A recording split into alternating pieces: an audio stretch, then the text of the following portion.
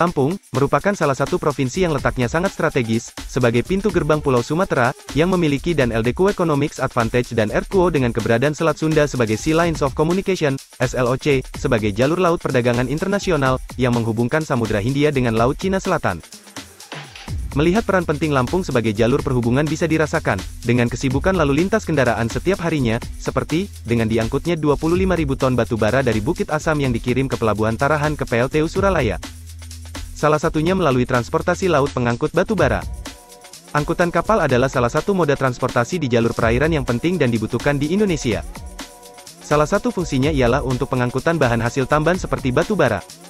Transportasi batu bara di beberapa jalur perairan di kawasan Sumatera, Kalimantan dan Sulawesi menggunakan angkutan laut yang bernama kapal tongkang.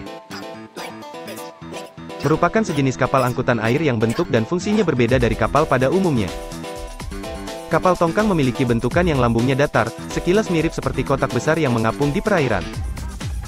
Dan salah satu penyedia jasa transportasi batu bara yang terkenal memiliki fasilitas kapal tongkang terlengkap adalah PT Batu Licin Nusantara Maritim.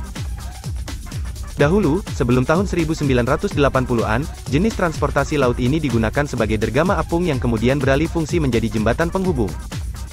Kapal tongkang dapat ditarik menggunakan tambang ukuran kecil atau dengan perahu yang berukuran lebih besar. Memasuki tahun 1980-an, dermaga apung tersebut mulai dijadikan sebagai alat pengangkut barang-barang yang memiliki beban berat dalam jumlah yang cukup besar. Dan pada akhirnya, alat angkutan ini dikenal dengan sebutan kapal tongkang. Tahukah Anda bahwa kapal tongkang ini tidaklah sama dengan kapal pada umumnya?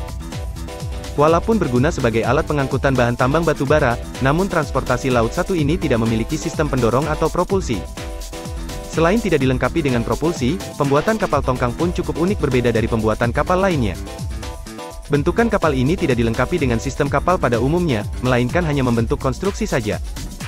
Pada angkutan batu bara ini tidak ditemukan sistem penggerak yang disebut dengan ponton. Transportasi batu bara kapal tongkang dioperasikan sebagai alat untuk mengangkut batu bara yang ditarik dengan kapal tunda. Kapal ini juga digunakan untuk mengakomodasi pasang surut yang ada di dermaga apung. Jenis transportasi sungai dan laut dengan membawa muatan dalam jumlah besar dan beban berat, kapal tongkang banyak diproduksi di daerah Batam di Kepulauan Riau. Dan Anda pun bisa menggunakan jasa transportasi batu bara tongkang ini di PT Batu Licin Nusantara Maritim.